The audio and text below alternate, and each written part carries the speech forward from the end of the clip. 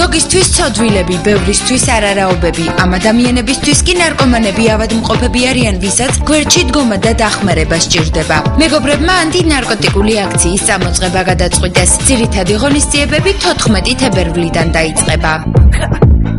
შინაურ გარემოში რატომ მოვხდით და იმიტომ რომ შინაურები თუ დაუდგებიან გვერდში ისეთ ადამიანებს, რომლებსაც სჭირდებათ გვერდში დგომა.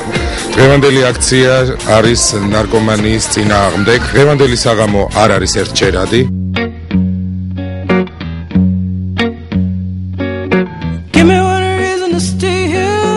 შინაურული სიტუაცია და სრულიად უშუალო გარემო აქციის მონაწილეებს კლუბმა ბაითმა დაუთმო. ეს არის ჩემი და ჩემი მეგობრების ხელით, ყველაფერი ხელოვნებით გაკეთებული.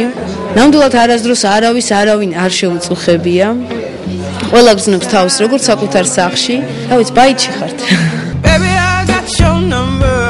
რით შეიძლება დაეხმარო ადამიანს, რომელიც გამოცდილ ხელს არ გამოგართმევს და არჩენი დახმარება სჭირდება. ორგანიზატორებმა საკმაოდ რთულ საქმეს მოჰკიდეს ხელი.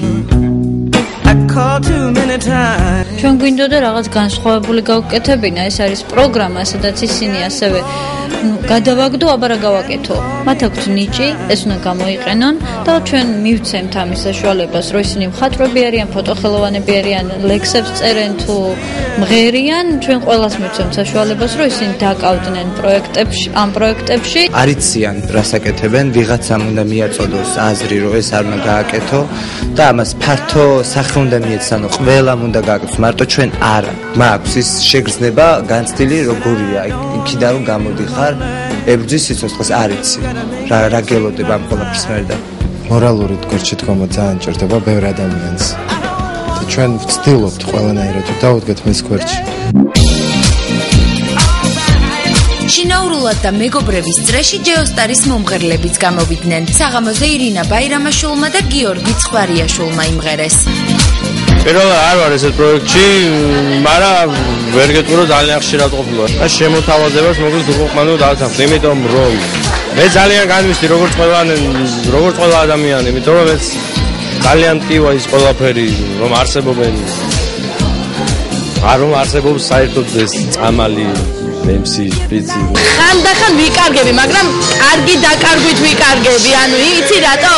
სამაგერად ჩნდები ესეთ მაგარი რაღაცეებში. როგორი საღამოც დღეს არის და აი, არ ვიცი, ძალიან ბედნიერი ვარ, ძალიან მოხარული ვარ, რომ ეს ადამიანები გავიცანი.